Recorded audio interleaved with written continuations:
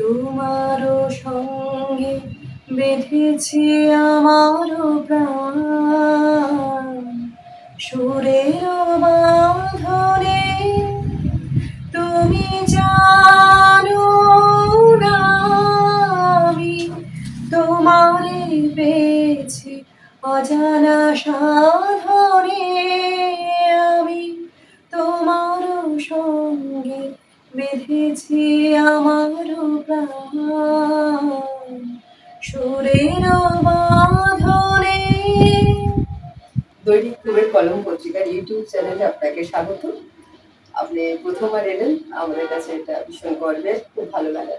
আমার কাছেও খুব আনন্দের ব্যাপার, কারণ কলম পত্রিকার সঙ্গে মানে আমরা দীর্ঘদিন ভাবে আমরা পরিচিত, কারণ আমার মা কলম পত্রিকা পড়েন, তাই আমি জানি। সুতরাং আপনি যখন ফোন করলেন আমাকে, আমার তখন খুব আনন্দ হয়েছে। অনেক ধন্যবাদ, ভালো লাগছে যে ইতিমধ্যে কলম পত্রিকার সাথে আপনারা পরিচিত, এটা আমরা নিজেদেরকে সৌভাগ্য মনে করছি। আজকে আমরা পেয়েছি উদীয়মান ভীষণ কৃতি একজন শিল্পী, যাকে আমরা গত কয়েক বছর ধরে দেখছি যে শুধু আমাদের কলকাতাতে নয়, জেলা স্তরে এবং উনি বিভিন্ন জায়গায় এমন সুন্দরভাবে নিজের জায়গা করে নিয়েছেন রবীন্দ্রসঙ্গীত চর্চার মাধ্যমে। আমরা আজকে তাকে স্টুডিওতে পেয়ে ভীষণ ভীষণ আপ্লুত। আমরা আজকে তার সঙ্গে কথা বলবো, তার সঙ্গীত জীবন এবং তার অবশ্যই তার ব্যক্তিগত পারিবারিক জীবনের কথা উঠে আসবে। আজকে আমরা শুরু করি আমাদের আড্ডা। আমি প্রথমেই বলবো যে যেহেতু আমাদের আড্ডার সিংহভাগ সঙ্গীত, তো আমি চাইবো একটা সঙ্গীত দিয়ে যদি আজকে আপনি শুরু করেন। আমাদের তো এখন পরিপক্ষ চলছে, আমরা পার করে এলাম 25শে বৈশাখে। তো রবি ঠাকুরকে তো আমরা সকলেই, মানে আমরা যারা রবীন্দ্রসঙ্গীত আমরা গাই, আমরা যারা রবীন্দ্রসঙ্গীত শিল্পী বলি, রবীন্দ্রসঙ্গীত যারা আমরা শিক্ষার্থী বলি, কারণ আমি সবসময় তো বলি যে আমি শিখছি। তো এই গানটা মানে রবি ঠাকুর আমাদের কাছে তো সবসময় একজন সাথী, একজন বন্ধু। তো এরকম একটা গান আমার না বলা বাণী জামিনীর মাঝে, আমার না বলা বাণী তোমার ভাবনা, তারার মতন রাজে আমার না বলা বাণী, ঘন জামিনীর মাঝে আমার না বলা বাণী, বিভৃত মনের ছায়া, বিভৃত মনের ছায়াটি ঘিরে না দেখা ফুলে ভুবন বন্ধ ফিরে ফিরে ফিরে গায়ে বেদনা, অঝরায় অশ্রুনীরে আমার গায়ে বেদনা, অশ্রুত বাঁশি হৃদয় গহনে বাজে বাজে বাজে, আর না বলা বাণী ঘন জামিনীর মাঝে আমার না বলা বাণী। খুব ভালো লাগলো, শুরুতে মনটা ভালো হয়ে গেল। এই গানে এই কথাটা আমার ভালো লাগে যে তোমার ভাবনা তারার মতন রাজে আমার না বলা বাণী। ভীষণ ভালো লাগে। আসলে রবীন্দ্রনাথ আমাদের প্রতি মুহূর্তে সব রকম পরিস্থিতিতে তাকে ধরা যায়, তাকে আমরা যাপন করি। আর আজকে এই বিষয়ে তো আমরা এগোবই। আমরা শুরুতে একটু জানতে ইচ্ছে করছে, খুব ভালো লাগলো। আর এখন যেহেতু আমাদের সেই পক্ষ চলছে রবীন্দ্রনাথের, তো সবসময় বেশি করেই মনে হচ্ছে তার কথা। আর আজকে সেটাই আপনি শুরু করলেন, খুব ভালো লাগলো। আমি এজন্য খুব গর্বিত যে আপনার প্রায় ৫ লক্ষেরও বেশি আপনাকে ফলো করছে মানুষ। আপনার সেটাও ভালোবাসার একটা গান। এই বিষয়ে আমরা পরে যাব। আসলে এখন খুব জানতে ইচ্ছে হচ্ছে আমার দর্শক শ্রোতা বন্ধুদের জানানো উচিত যে আপনি কোথায় থাকেন, আপনার কিছু ব্যক্তিগত বিষয়, আপনার জন্ম, আ আপনার পড়াশোনা, কলেজ এই বিষয়ে যদি একটু বলেন প্রথম। আমার জন্ম বেড়ে ওঠা মুর্শিদাবাদের বহরমপুরে। আচ্ছা, আচ্ছা। এবং সেখানে আমার পড়াশুনো, আমার স্কুলিং, আমার কলেজ সেখানে। আমার স্কুল কাশীশ্বরী মহারানী কাশীশ্বরী গার্লস হাই স্কুল। বহরমপুরের মানে অন্যতম একটা মানে সেরা গার্লস স্কুল বলা যেতে পারে। আচ্ছা। তার তারপরে পড়াশুনো ইংলিশ নিয়ে আমি অনার্স করেছি। কেন কলেজ, বিশ্বনাথ কলেজ। আমরা সকলেই জানি মোটামুটি যে এটা একটা ঐতিহাসিকভাবেও এটা খুব ভীষণ তাৎপর্যপূর্ণ একটি কলেজ। তারপরে মাস্টার্স কল্যাণ ইউনিভার্সিটি, তারপরে বিএড।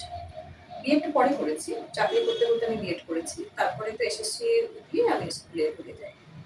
তো এখনো পর্যন্ত আমি স্কুলে রয়েছি, হাই স্কুলে রয়েছে ভবানীপুর মডার্ন স্কুল, একটা ইংলিশ মিডিয়াম গভর্নমেন্ট স্কুল। আমাদের মুখ্যমন্ত্রী কিছুদিন আগে উনি ইনঅগ্রেট করেছেন এটা ১ বছর আগে। সেই স্কুলে আমি আপাতত এখন ইংরেজি পড়াই। আর কলকাতা এখন বর্তমানে আপনি কলকাতায় থাকেন? বর্তমানে প্রায় ২০০৯ থেকে আমি কলকাতাতে রয়েছি। পেশাগত কারণে? হ্যাঁ, পেশাগত কারণে হ্যাঁ, পেশাগত কারণেই বলা যায়। আর আমি আসলে ওই ২০০৭ থেকে যেহেতু একদম বাইরে বেরিয়ে গেলাম, কল্যাণ ইউনিভার্সিটিতে যখন পড়াশোনা করার পরে, তারপরে আমি একদম প্রথমে আমি একটা ওভারসিজ এডুকেশনাল কনসালট্যান্ট হিসেবে ছিলাম একটা প্রাইভেট ফার্মে। সেখানে কিছুদিন চাকরি করেছি। তারপরে এসএসসি দিয়ে পরিবারে কে কে আছেন? পরিবারে আমি এখানে কলকাতাতে থাকি। আমার ১০ বছরের একটি কন্যা রয়েছে। আচ্ছা। এবং একটুখানি বলে দিই যে আজকে যখন ও যখন মানে ওর ডাকনাম টিনটিন, ও আমাকে জিজ্ঞেস করছে যে কোথায় যাচ্ছ মামা। আমি বললাম যে এরকম একটা সাক্ষাৎকার আছে।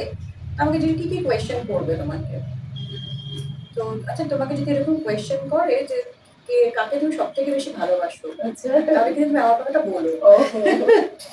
সুতরাং আমি বলে দিচ্ছি যে আমার একটা কন্যা আছে। এটা শুনে তারপরে ভালো লাগবে নিশ্চয়ই। সে বিবিএস এ পড়ছে। আচ্ছা।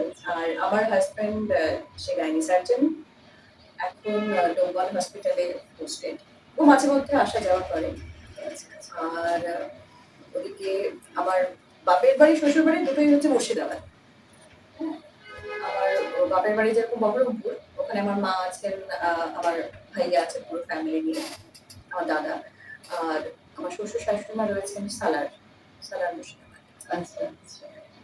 কিন্তু এখানে আপাতত আমি এবং আমার কন্যা এবং একজন দিদি থাকেন, যিনি পুরোটাই দেখাশোনা করেন।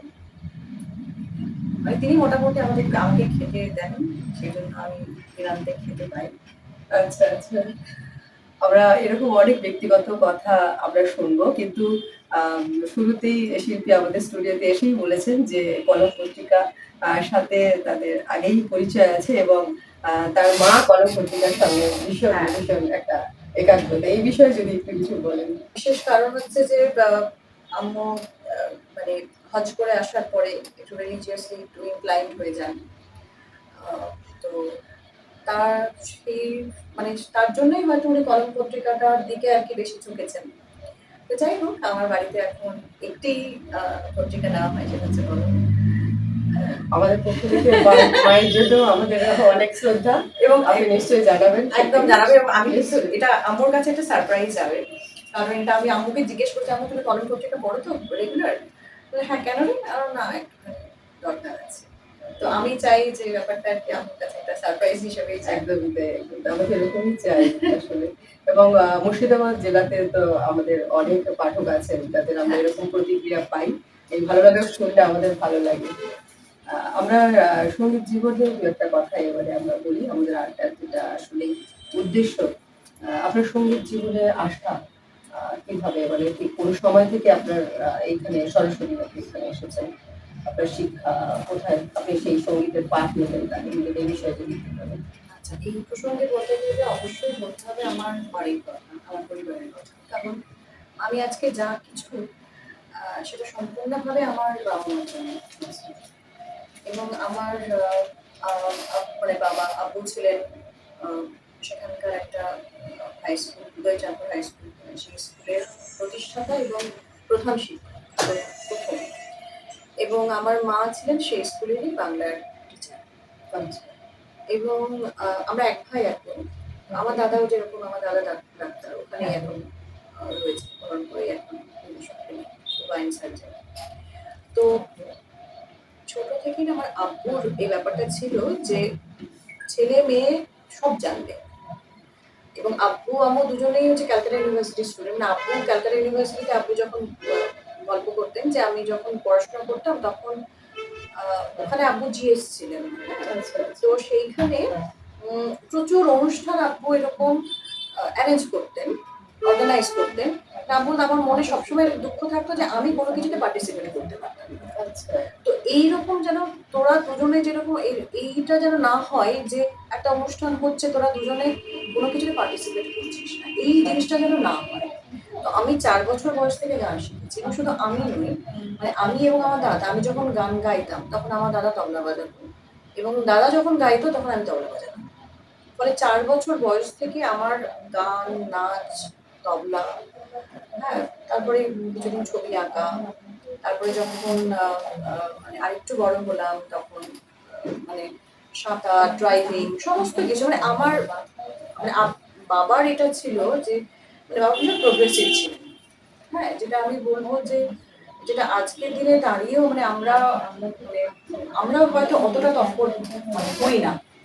হ্যাঁ, ছেলে মেয়েদের জন্য এত কিছু করতে পারি না যেভাবে তিনি তৎপর ছিলেন। এবং শুধু তাই নয়, এই প্রসঙ্গে একটা ছোট একটা কথা বলি যে আব্বু যখন প্রধান শিক্ষক ছিলেন, আব্বু এই কালচারাল দিকটা এতটাই উনি মনে করতেন যে শিক্ষার সঙ্গে অঙ্গাঙ্গিভাবে যুক্ত, যে গ্রামের ছেলে মেয়েরা যাতে পার্টিসিপেট করতে পারে, তাদের মধ্যে যাতে এই সাংস্কৃতিক মনস্কতা যাদের মানে তাদের মধ্যে আসে পড়াশোনার পাশাপাশি এবং পড়াশোনার সঙ্গে সঙ্গে, সেই জন্য প্রত্যেক মাসের শেষ শনিবার করে একটা কালচারাল একটা অনুষ্ঠান করা হতো সেখানে স্কুলে।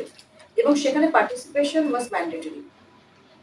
হ্যাঁ, অবশ্যই ছিল। একদম, হ্যাঁ। ফলে যেটা যেটা হতো আমাদের যে আমার যদি প্রথম স্টেজ মানে আমি ওই স্কুলে তো প্রত্যেক মাসেই অনুষ্ঠান হচ্ছে, প্রত্যেক মাসেই কিছু না কিছু হচ্ছে, কবিতা আবৃত্তি হচ্ছে, কম্পিটিশন হচ্ছে, সেখানে পার্টিসিপেট করতে হচ্ছে এবং বাবা মা হচ্ছে একদম যে তোকে ফার্স্ট হতে হবে, তোকে ভালো করতে হবে, এইরকম একটা ব্যাপার ছিল। তো এইগুলো না মানে পড়াশোনার সঙ্গে সঙ্গে আমরা এটা কখনো ভাবিনি যে কোনো আলাদা একটা বিষয়। মানে এই ব্যাপারটা তো ছিলই। তারপরে এখানে কলকাতায় ফিরে নাচ শিখতাম। নাচ প্রথমে কত্থক, তারপর রবীন্দ্র নৃত্য শিখেছি বহু বছর। তারপরে এখানে এসে 2017 থেকে শ্রাবণীদির কাছে আমি নাচ শিখেছি। তার কাছে গান শেখা যখন 2020 সালে যখন করোনা স্টার্ট হলো, আমি বলবো যে করোনা পিরিয়ডটা আমার জীবনে একটা একদম মানে কি বলবো, game changer of my life এরকম। কারণ করোনা পিরিয়ডে যখন আমরা সকলে মানে আমরা তখন কেউ কলকাতায় ছিলাম না, আমরা সবাই চলে গিয়েছিলাম আমাদের দেশের বাড়িতে। আমরা ওখানে থাকতাম, বহরমপুর বা সালার, সেখানে থাকতাম। তো সেখানে যেহেতু স্কুল সবকিছু বন্ধ হয়ে গিয়েছিল, বাইরে একদম ঘরবন্দি। এবং তখন আমার মনে হয়েছিল যে চলেই তো যাবো, হয়তো মানে মনে হয়েছিল যে আর বাঁচবো না আমরা কেউ। তো যাওয়ার আগে কিছু গান রেখে যাই। তো সেই জন্য আমি মোবাইলে রেকর্ড করতে শুরু করলাম গান।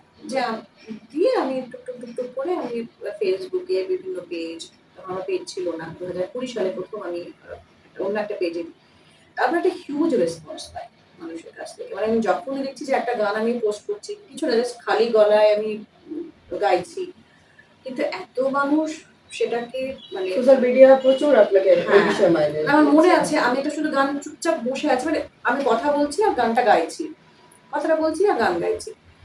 সেই গানটা 12 মিলিয়ন ভিউ হয়। সেটা মানে তখন আমার মনে হলো যে নাও ইটস হাই টাইম এটা এটা নিয়ে ভাবতে ভাবতে হবে। কারণ এটা একটা মানে দর্শক যখন বা শ্রোতা যখন আপনার গান ভালোবাসছে তখন এটা কিন্তু সঙ্গে সঙ্গে একটা বড় একটা লায়াবিলিটি, বড় একটা রেসপন্সিবিলিটি, দায়িত্ব একদম। তো সেইটা আমার তখন আস্তে আস্তে মনে হলো যে না, তখন আমি বাড়িতে ছোটখাটো একটা সেট আপ করলাম ওই করোনার মধ্যেই কিন্তু।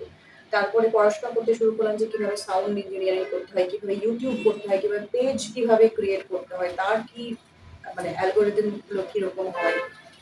মানে আমি অনেকটা সারাক্ষণ না ওটার মধ্যেই আমি ছিলাম, ওটার মধ্যে আমি বেঁচেছি এবং গান ছিল বলে আমি বলবো যে আমি মানে সুস্থ ছিলাম মানসিকভাবে। হ্যাঁ, তো তখন পরিবার থেকে হয়তো অনেকে তখন বলতেন মানে যে বড্ড বেশি অবসেস হয়ে যাচ্ছি, সারাক্ষণ কেন এটা নিয়ে রয়েছে।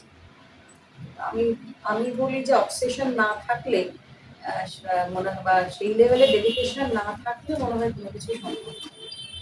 অবশ্যই, অবশ্যই। এই একাগ্রতাটা আপনার একেবারে নিজের থেকেই ছিল।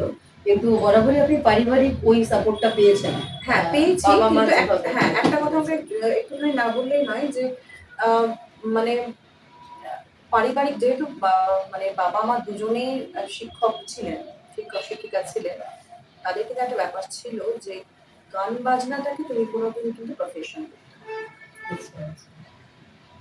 আমার মনে আছে আব্বুর একটা কথা, একজন এসছেন বাড়িতে, আব্বু তাকে বলছেন যে উম ও যদি গানটাকে সিরিয়াসলি নিয়ে নেয় তাহলে আমরা ওকে আটকাতে পারব না। কারণ আমি এতটাই প্যাশনেট ছিলাম গান গান নিয়ে, তখন অভিনয় করতাম, অভিনয় নিয়ে, সমস্ত কিছু নিয়ে।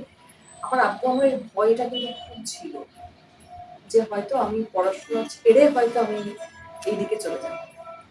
তো সেই জন্য কিন্তু বাড়ি থেকে কিন্তু এটা কিন্তু একদম স্ট্রিক্টলি বলা ছিল যে তোমাকে পড়াশোনা নিয়ে থাকতে হবে, এটার বাইরে নয়।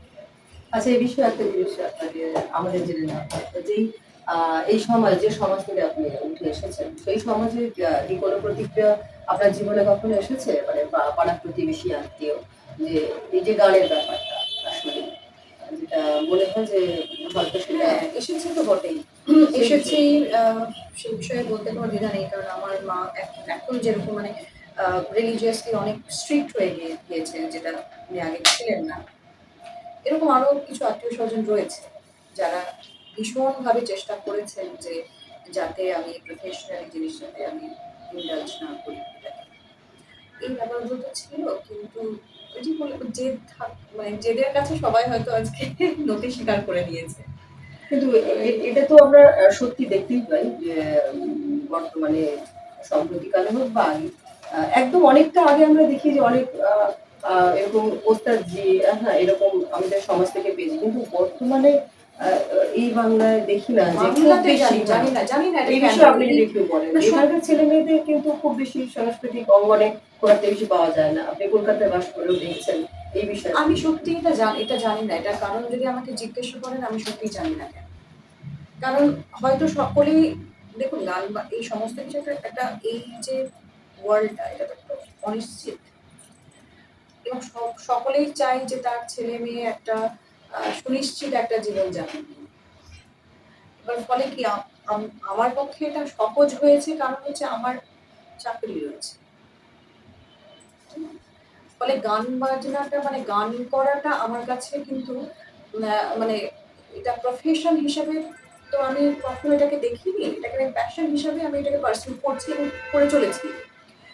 তো ফলে কেউ যদি মানে প্রফেশনালি না প্যাশনেটলি জিনিসটাকে পার্সিউ করে আমার মনে হয় যে আহ, এটা বেটার হবে। আমি কিন্তু আজকের দিনে দাঁড়িয়েও এই পৃথিবীটার সঙ্গে যুক্ত হয়েও আমি এটা কিন্তু বলবো যে একটা যদি সুনিশ্চিত যদি একটা কিছু থাকে, এটাকে প্যাশনেটলি মানে যদি করা যায় তাহলে আমার মনে হয় যে ভালো। তুলনামূলকভাবে আমরা দেখছি আমাদের প্রতিবেশীদের বাংলাদেশে, সেখানে কিন্তু আসলে এই ব্যাপারটা নেই। গান নিয়ে অনেকেই এগোচ্ছেন, যেটা হ্যাঁ, আমাদের এটা খুব আনফরচুনেট, এটা হ্যাঁ, খুব এটা আনফরচুনেট। পশ্চিমবাংলায় এই চর্চাটা এটা নেই। খুবই কম। কিছুদিন আগে লাস্ট টাইম আমি যখন দিল্লি গিয়েছিলাম তখন আহ, আমি আমার পাশে বসেছিলেন তাসলিমা নাসরিন, আমার অনুষ্ঠানে এসেছিলেন উনি। ওনার সঙ্গে দীর্ঘ একটা আলাপচারিতা আমার হলো এবং উনি তখন একটা বড় একটা লেখা উনি ওনার নিজের ফেসবুকে লিখেও ছিলেন। উনি আমাকে জিজ্ঞেস করছেন যে আর কি কলকাতায় এরকম আর কয়েকজন এরকম শিল্পী কথা একটু বলো। এই নিয়ে বিভিন্ন আলোচনা হচ্ছিল, কিন্তু আমাকে যে সময় রবীন্দ্রসঙ্গীত আর কে কে গায়, হ্যাঁ, আমি সত্যি একজনের নাম বলতে পারি। তখন আমাকে জিজ্ঞাসা করলেন যে কেন এটাকে আমাদের বাংলাদেশে তো একটি প্রচুর শিল্পী আছে, কিন্তু কলকাতায় কেন নেই? আমি তার এটার কোনো সদুত্তর দিতে পারিনি। আসলে সদুত্তর নেই আমাদের কাছে এই বিষয়টা। এই রক্ষণ বাড়ানোর জন্য কিছু উদ্যোগ নিতে হবে, সেগুলো আপনাদের উপর সেটাও একটা দায়িত্ব এসে যাবে বলে আমার মনে হয় ভবিষ্যতে। এটাও আমি জানতে চাইছি যে আপনি আপনার কোনো নিজস্ব প্রতিষ্ঠান আছে কিনা যেখান থেকে ছেলেমেয়েরা পরবর্তী প্রজন্ম যারা আপনার কাছে শিখতে যদি চায় সেই হিসাবে। এখনো পর্যন্ত সেটা করে উঠতে পারছি না, কারণ যেহেতু আমার একটা দিনের একটা অনেকটা সময় আমাকে স্কুলে কাটাতে হয়, সেখানে বাচ্চাদেরকে সামলানো রয়েছে, তারপর আমার নিজের শেখাটাও রয়েছে, মানে এক্ষুনি নয়, আর কিছুদিন যাক। ভাবনাটা আছে যে ভাবনা পরবর্তী সময়, কারণ আমাদের তো একটা পরম্পরায় যেতেই হয়, নইলে এখানে আবার থেমে যাবে। যে স্ট্রাগলটা আপনি করেছেন, হ্যাঁ, এই সমাজ থেকে উঠে এসে সেই জায়গাটা আমাকে শ্রাবণী অনেকবারই বলেছেন, দিদি অনেকবারই বলেছেন, শেখার স্ট্রাগল শেখা নিশ্চয়ই সেটা কিন্তু সত্যি এত কিছু করে সময় করে উঠতে পারছি না, কিন্তু নিশ্চয়ই আমরা আশা রাখবো যে ভবিষ্যতে এরকম কোনো প্রতিষ্ঠান হোক যেটা আপনি পরিচালনা করছেন। আর ইতিমধ্যে আপনার কাজ হয়েছে, আপনার কাজ নিয়ে কোনো কোনো জায়গায় ইতিমধ্যে কাজ হয়েছে, রেকর্ড হয়েছে বা আপনি কোথাও কোথায় গিয়েছেন, এই বিষয়ে যদি একটু বলেন। এখন প্রথম কথা হচ্ছে আমার তো একটা নিজস্ব একটা ইউটিউব চ্যানেল আছে, সেটা মোটামুটি 50,000 মতো সাবস্ক্রাইবার্স রয়েছে। আর ভারতবর্ষের বিভিন্ন প্রান্তে এখন যাচ্ছি, প্রোগ্রাম করছি, দিল্লি, মুম্বাই, রাঁচি, আগরতলা, এই সমস্ত জায়গাতে বেশ কয়েকবারই গেলাম, অনুষ্ঠান করছি। এবং আরেকটা যেটা আমার জীবনের একটা বড় পাওয়া, সেটা হচ্ছে গত বছর জানুয়ারি মাসে যখন আমি আফ্রিকার নাইজেরিয়াতে যখন আমি গিয়েছিলাম রবীন্দ্রসঙ্গীত শুনতে, সেটা আমার কাছে খুব বড় একটা পাওয়া। সেখানকার বাঙালি সমাজে শুধুমাত্র রবীন্দ্রসঙ্গীতকে কেন্দ্র করে যাওয়া,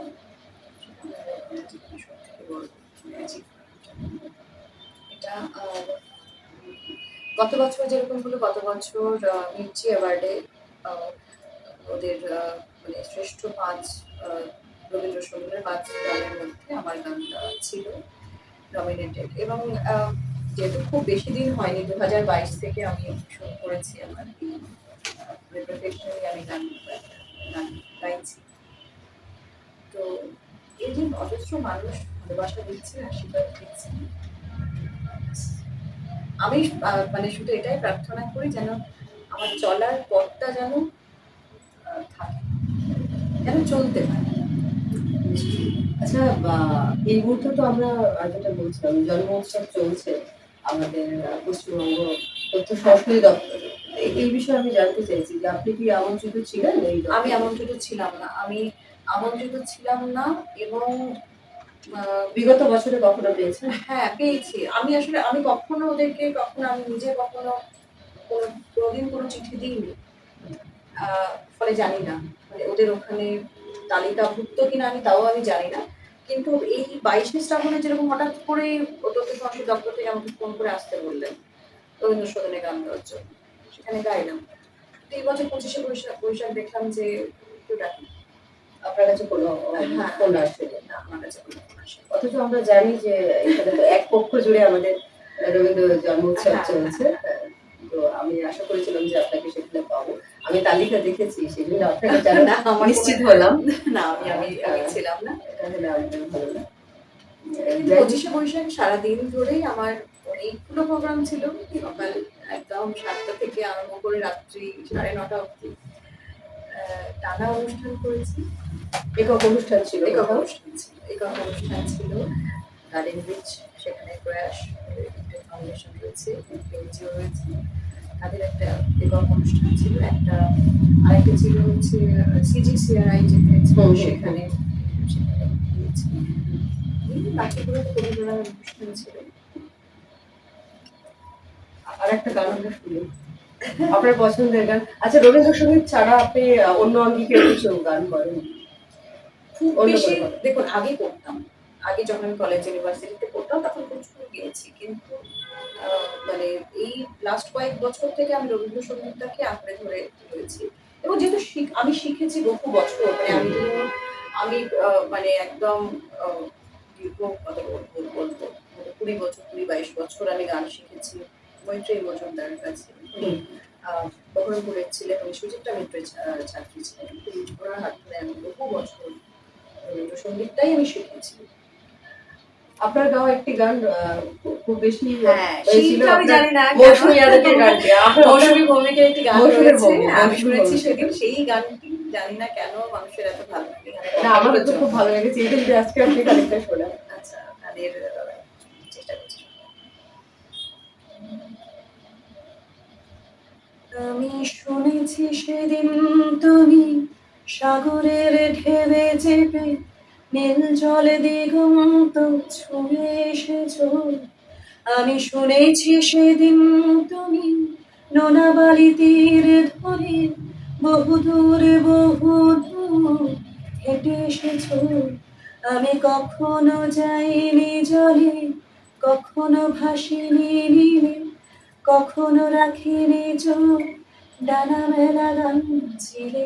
আবার যেদিন তুমি সমুদ্র স্নানে যাবে, আমাকেও সাথে নিও, নেবে তো আমায়, বলো নেবে তো আমায়। আমি শুনেছি সেদিন নাকি তুমি তুমি তুমি মিলে তোমরা সদল বলে সভা করেছিলে। আরে সেদিন তোমরা নাকি অনেক জটিল ধাঁধা না বলায় অনেক কথা কথা বলেছিলে। কেন শুধু শুধু ছুটে চলা, একই একই কথা বলা, নিজের জন্যে বোঝা নিজেকে নিয়ে।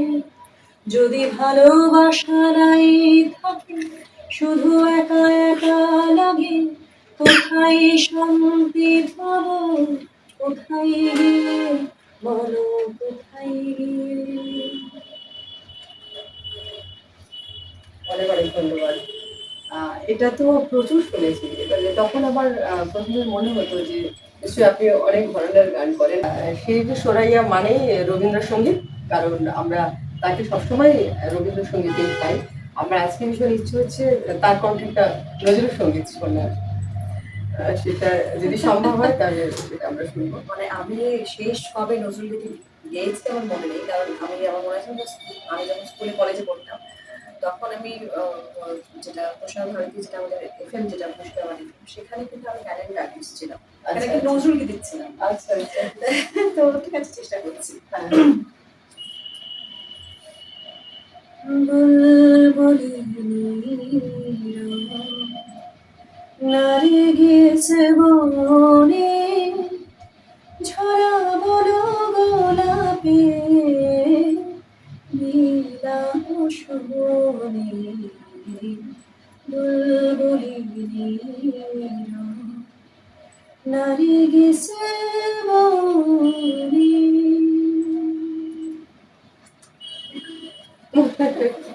জানি মন ভরলো না, কারণ হ্যাঁ, শুরুটাই করলে মনে হয়েছিল শেষ হলে ভালো হতো।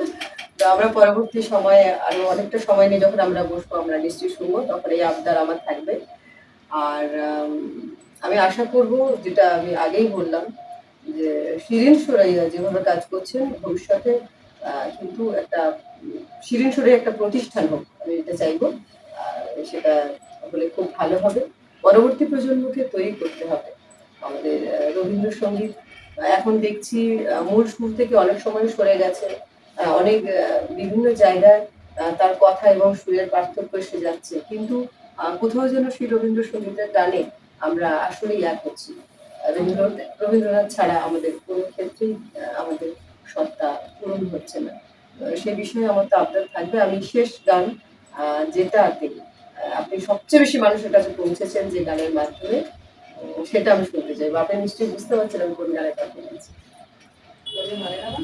একদম তাই, একদম তাই। ওটা দিয়ে আমি সাধারণত কোনো অনুষ্ঠানে এই গানটা গাইলে আমি দর্শকদের বা শ্রোতাদেরকে নিয়ে আমি গানটা গাওয়ার চেষ্টা করি, গানটা এত পরিচিত গান।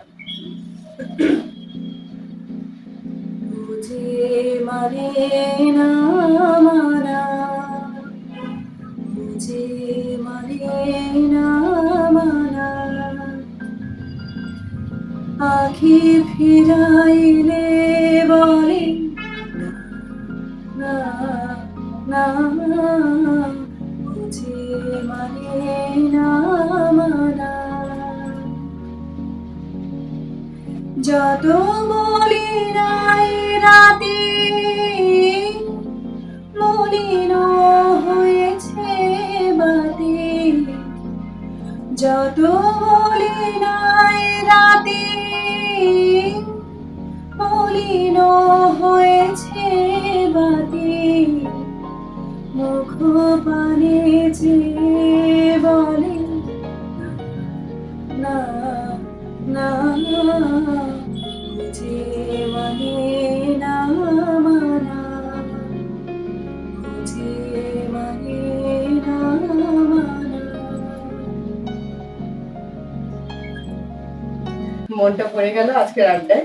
আমরা ভবিষ্যতে আবারও আপনাকে পাবো এই আশা করছি। আর পুবের কলম ইউটিউব চ্যানেলে এসে আপনার কি ভালো লাগাটা সেটা যদি সেটা দু একটা কথা বলেন। আরেকটা কথা আমার না বললেই নয়, যেটা মানে আজকে যখন আমার এই ভিডিওটি যদি কেউ দেখেন, মানে বিশেষ করে মানে মুসলিম সম্প্রদায়ের ক্ষেত্রে একটা ছোট্ট একটা মেসেজ, একটা ছোট্ট একটা বার্তা। মানে দেখুন, আমি হাই স্কুলে পড়াই, শিক্ষিকা, আমার একটি কন্যা আছে, এবং সবকিছু সামনে কিন্তু আমি গানটা করার চেষ্টা করছি, এবং সেক্ষেত্রে কিন্তু আমার হাজব্যান্ড অস্বাভাবিকভাবে সাপোর্ট করছে।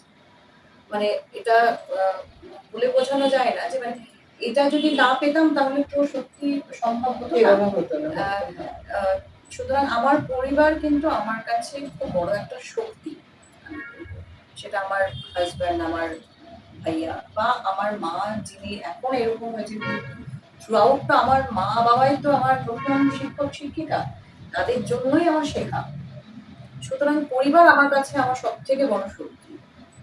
তো এইভাবে কিন্তু আমি বলবো যে সাংস্কৃতিক জগতে আপনারাও কিন্তু এভাবে শক্তি হয়ে একে অন্যের পাশে দাঁড়ান। নিশ্চয়ই। কারণ শুধুমাত্র পড়াশোনা শুধু নয়, পড়াশোনার সাথে সাথে এই সংস্কৃতি, শিক্ষা, সংস্কৃতি, আমরা শিক্ষা শুধু বলি না, আমরা শিক্ষার সঙ্গে সঙ্গে সংস্কৃতি কথাটাও কিন্তু ওতপ্রোতভাবে আমরা একইভাবে একই সঙ্গে উচ্চারণ করি।